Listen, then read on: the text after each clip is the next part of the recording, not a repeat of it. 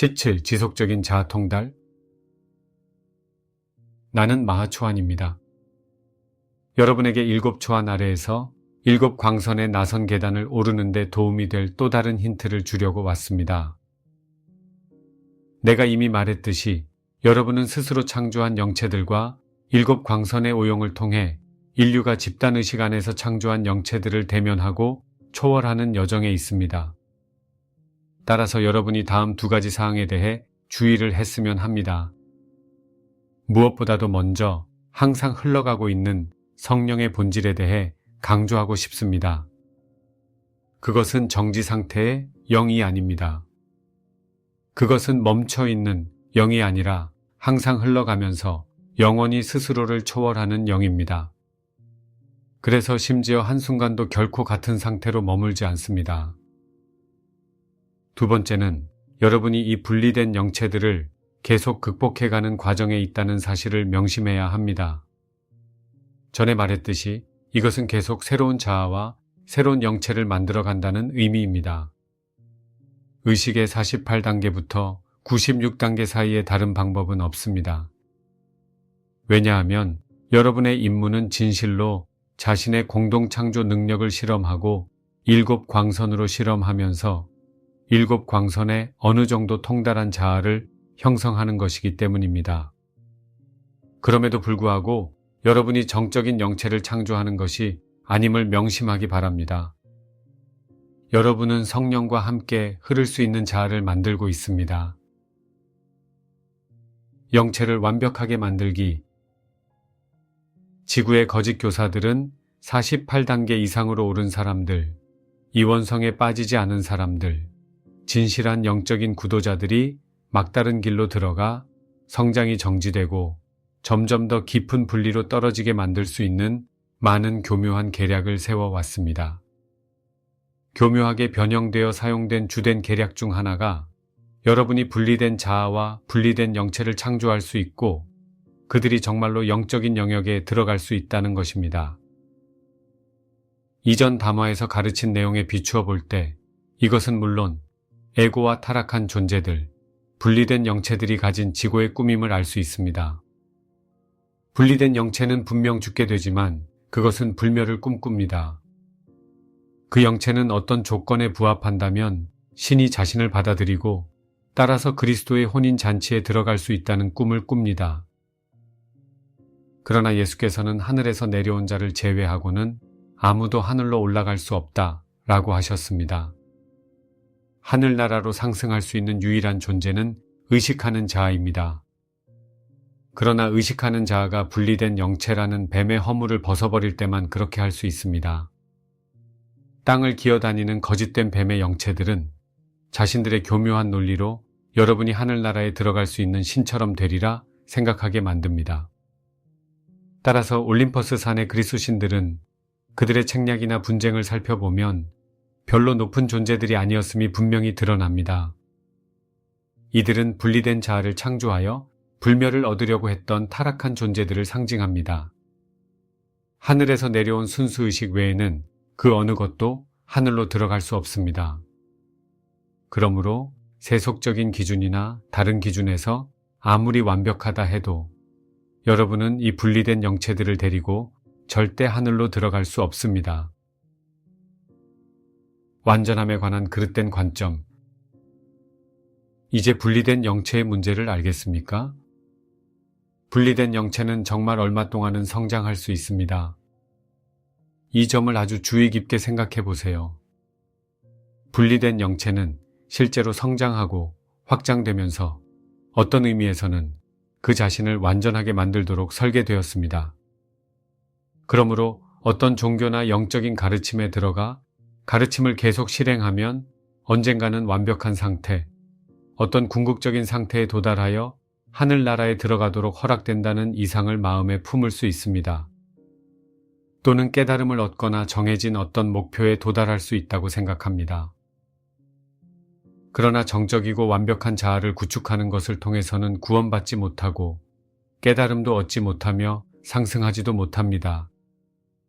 하늘나라의 완전함은 대부분의 인간 존재가 생각하는 완전함과는 다릅니다. 사람들은 완전함을 정적인 것으로 보는 경향이 있기 때문입니다. 즉, 어떤 것이 이미 완전하다면 그것이 어떻게 더 향상될 수 있겠는가 하고 생각합니다. 뱀 마음은 향상될 가능성이 있는 것은 완전하지 않다고 추론합니다. 하지만 우리는 뱀 마음에서 자유롭기에 진정한 완전함이란 영과 함께 흐르는 것임을 압니다. 유일한 궁극의 상태는 창조주 수준의 자각이지만 여러분이 지구의 육화에 있는 동안은 그 상태에 도달하지 못합니다. 또한 여러분이 지금 사는 구체보다 더 높이 있는 모든 구체의 입문을 통과하기 전까지는 그 상태에 도달하지 못합니다. 따라서 창조주의 의식 수준에 도달하는 것은 지금 당장 염려할 문제가 아닙니다. 물론 창조주 의식조차 정지해 있지 않습니다. 창조주 의식이 계속 정지해 있다면 어떻게 창조주가 자신의 존재로부터 형태의 세계를 창조할 수 있겠습니까? 아무것도 정지해 있지 않습니다. 완전함은 끊임없는 자기 초월입니다. 이것이 완전함에 대한 진정한 정의입니다. 이것이 성령이 완전한 이유입니다. 성령은 어떤 궁극의 정지 상태에 도달하려는 목표를 가지고 있지 않습니다. 성령은 지속해서 무한히 자신을 초월하려는 목표를 가지고 있습니다. 따라서 성령은 항상 낡은 뱀의 허물을 벗어버리고 새로운 상태로 초월하기에 결코 낡은 것을 고수하지 않습니다. 이 점을 잘 생각해 보기를 바랍니다. 완전함에 대한 고정된 정의를 따라 어떤 완전한 자아를 창조할 목표로 7 광선의 여정을 가는 것과 매우 유연한 자아를 창조하여 성령과 함께 원활하게 흐르며 끊임없이 스스로를 초월하며 96단계 너머로 가는 목표를 가지는 것에는 매우 근본적인 차이가 있기 때문입니다. 분리된 자아를 고수하기. 앞서서 나는 96단계에 이르러서 자신이 창조한 자아를 포기하지 않으려는 사람들과 죽음의 의식에 관해 얘기했습니다.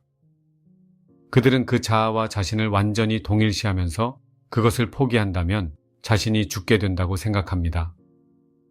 그들은 어떤 완벽함의 기준에 맞춰 사는 불변하는 자아를 창조하는 것을 목적으로 삼고 있었기 때문입니다. 그래서 그들이 창조한 자아는 하늘나라에 들어갈 수 없으며 그들이 순수의식으로서 하늘나라에 들어갈 수 있는 지점으로 초월하려면 그 자아가 죽어야 함을 깨달을 때 그들은 분개합니다. 그들은 분리된 자아를 계속 고수하며 밖으로 나가 그 분리된 자아를 통해 힘을 행사하기를 원합니다. 그리고 이때 그들은 7 광선에서 얻은 힘으로 다른 사람들을 지배하고 싶어 합니다. 물론 이것은 추락하기 전에 일어나는 자만심입니다. 그리고 즉시 추락이 일어납니다. 그것은 즉각적입니다. 그러므로 이것을 매우 주의 깊게 생각해 보세요. 여러분이 7 광선의 여정을 갈 때는 목표가 필요합니다. 그러나 지구의 거짓 교사들에게 속아서 그들이 세운 기준에 따라 규정된 정적인 목표를 가지지 마세요. 그들은 분리의식과 이원성 의식을 기반으로 기준을 설계하고 정했으며 모든 것을 가치 판단을 통해서 비교합니다. 어떤 이원성의 가치 판단을 토대로 다른 사람들보다 더 나아지려는 목적으로 7 광선의 길을 간다면 단지 자신을 더 힘들게 만들 뿐입니다. 일부 학생들이 그렇듯 여러분도 실제로 그 여정을 가려는 큰 욕구를 가지고 있을 수 있습니다. 우월감을 얻기 위해 많은 희생을 치를 각오가 되어 있을 수도 있습니다. 그러나 자신이 창조한 자아를 포기할 때가 되면 여러분은 죽음의 의식이 가진 전체 힘과 대면해야 합니다. 그러면 여러분이 그때 대면하는 것은 무엇일까요? 여러분은 분리된 영체들의 거대한 집합체가 집단의식 속에서 창조되었고 그들 모두가 죽기를 원하지 않는다는 사실과 마주칩니다. 여러분이 7 광선의 여정을 가면서 분리된 영체를 창조했다면 이러한 죽음의 두려움에 속박될 것입니다. 따라서 여러분이 이 분리된 자아를 포기하려면 죽음이 지닌 전체 힘을 극복해야만 합니다. 물론 여러분 자신이 순수의식임을 깨달을 때 여러분은 어떤 자아든지 버릴 수 있습니다. 그러나 여러분에게 말하지만 이렇게 할 수 있는 학생들은 매우 드뭅니다.